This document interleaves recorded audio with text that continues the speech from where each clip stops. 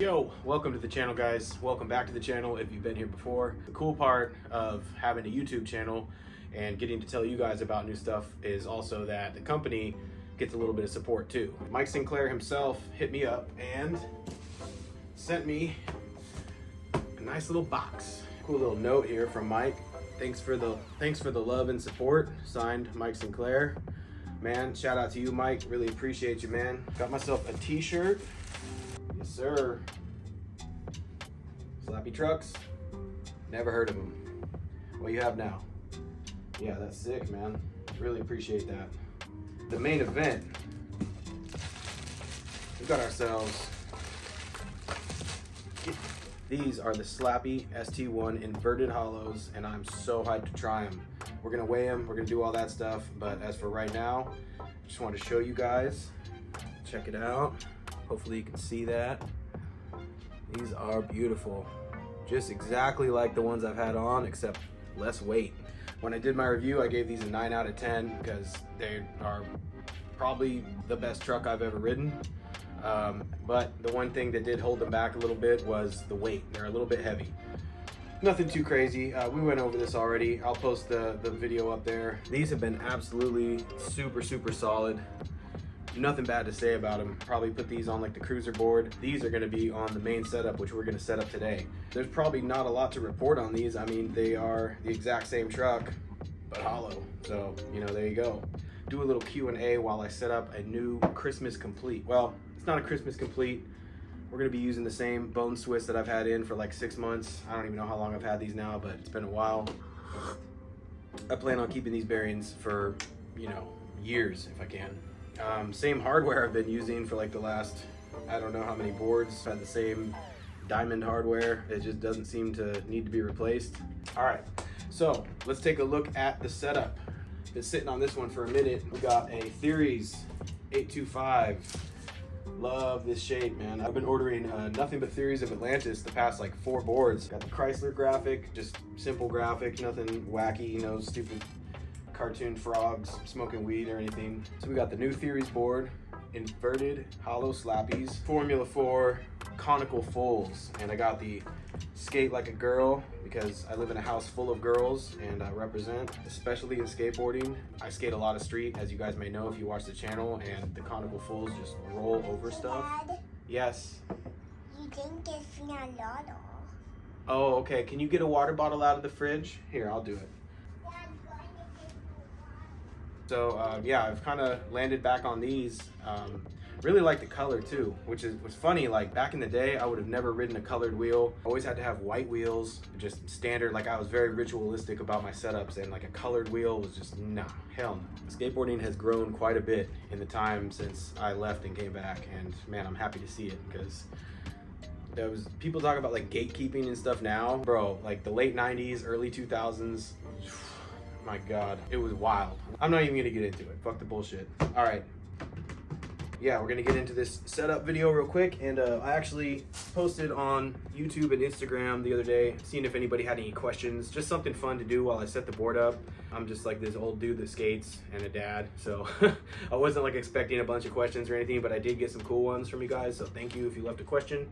So first things first, we're doing new board, new shoes today too. My wife got me these for my birthday. Another pair of the 508 Westgates. Super sick color, kind of like midnight purpley bluish black. I think it's my personal favorite skate shoe that I've tried in the last 2 years or so.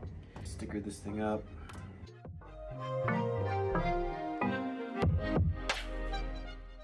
So I thought I would do a Q&A. Not like I'm anybody important, but I do love skateboarding and I wanted to be involved, and this is what I'm doing. So anyway, yeah, got a couple questions here. I will look up the first one. Oh, where's my grip tape?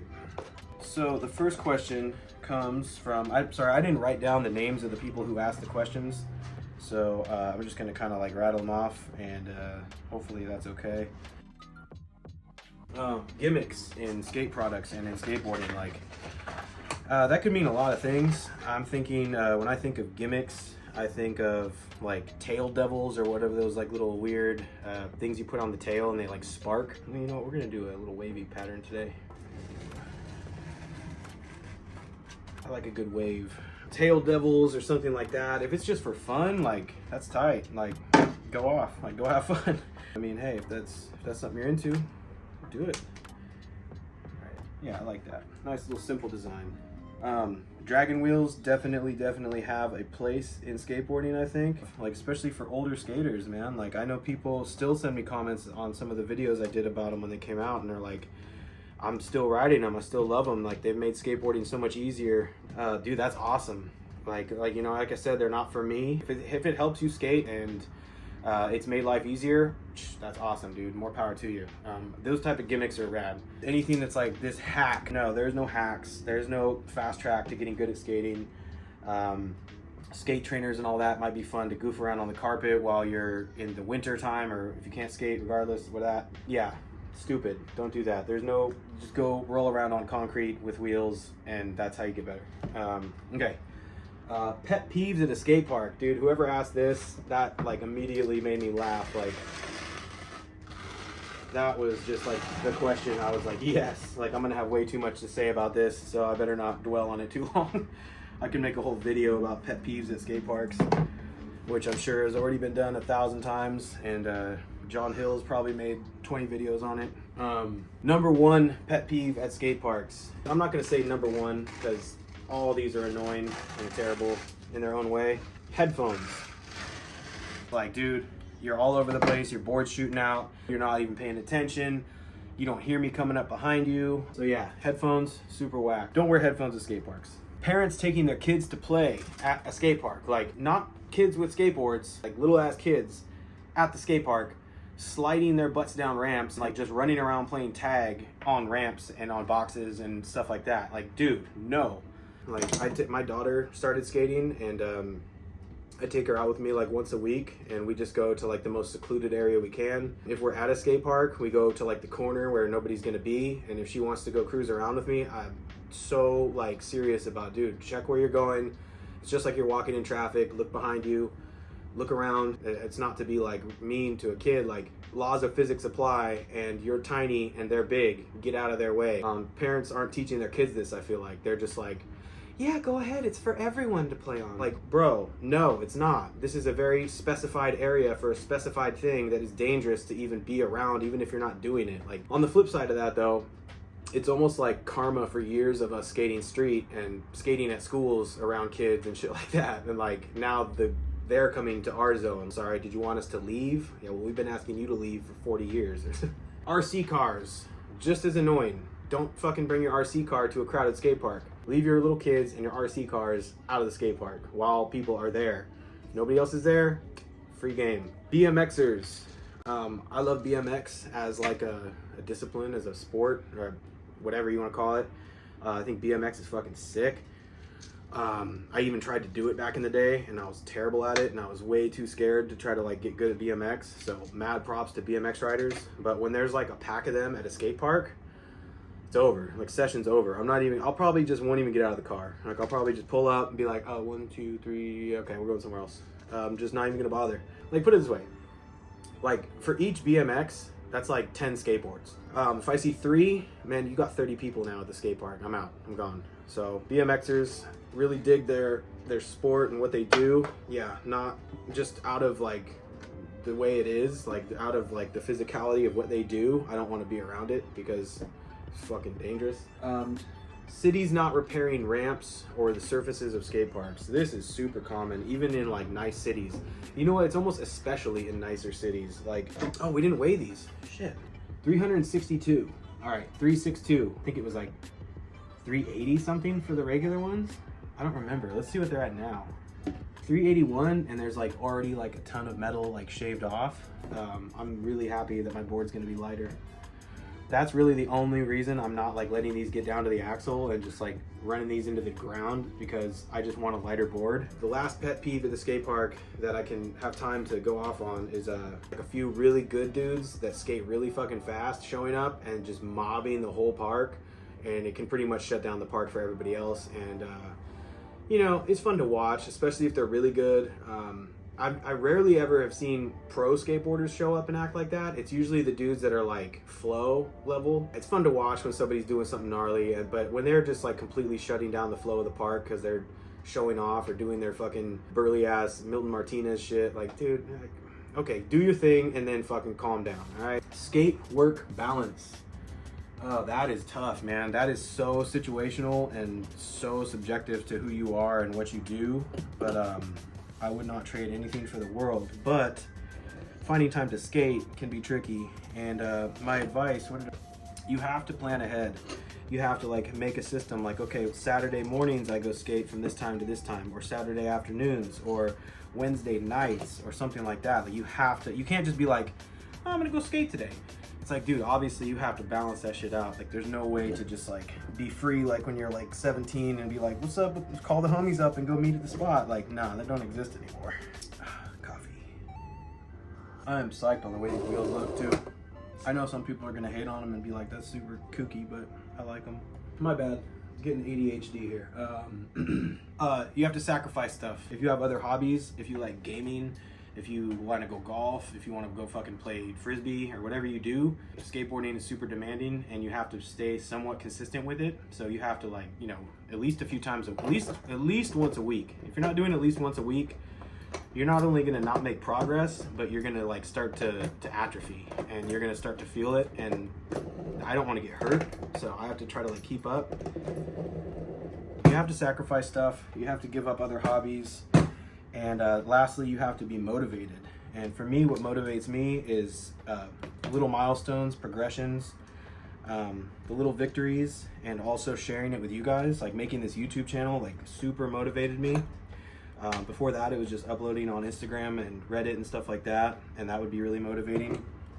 And then I decided to do a YouTube channel, and this has been a fun little mini game. So that you have to be motivated. Do what makes you happy. Don't go skating because you're trying to like hold on to the dream. Like if you're not enjoying it, if you're not like having fun, then fucking you don't do it. But also push through those times because I'm not constantly motivated. There's times where I get burnt out, and at that point, just take a little break, go do something else, or push through it. It's super subjective, so it's a really hard question to answer, but that's my personal take on it. Okay, I'm gonna bust through a couple of these real quick and then get to one of the last ones that I wanted to touch on. That was a really good question. It was a really interesting question. Let's see. Somebody asked favorite skaters. I was gonna like go through. I didn't know this was gonna take so long. I think I got hung up on a couple of the questions, so I'm just gonna list these off. Favorite skaters from my era, from back in the day: Kalis, Stevie Williams, Rob Welsh, Ryan Gallant, Stefan Janowski, Brian Winning. I nailed it. I kind of like narrowed it down to that. There's so many to name. Like there's been so many great skateboarders that have influenced me and the way that I skate and the way I look at stuff. But during like my like heyday when I was younger, I think that those skaters were like the ones that really made me want to skate like the way they did, and influenced me everything from the way I dressed to the way I skated and everything. Man, there's so many other skaters I could have put on there. As far as current dudes, Ishad, of course. Like, I mean, that's like saying, who's your favorite basketball player? Michael Jordan. I mean, nobody. I'm old, so I can tell you that like nobody has skated like that. Like he's probably the best skateboarder that's ever fucking lived up until now. Louis Lopez, fucking just dopest dude ever. Cyrus Bennett. I was also gonna put Max Palmer, but they're kind of like the same dude. So that whole style, that whole like school of looking at skateboarding in this like minimalistic, quick-footed, like interesting way, I fucking love that. Skating weird little like things that you found in the street. That's like the way I want to skate now.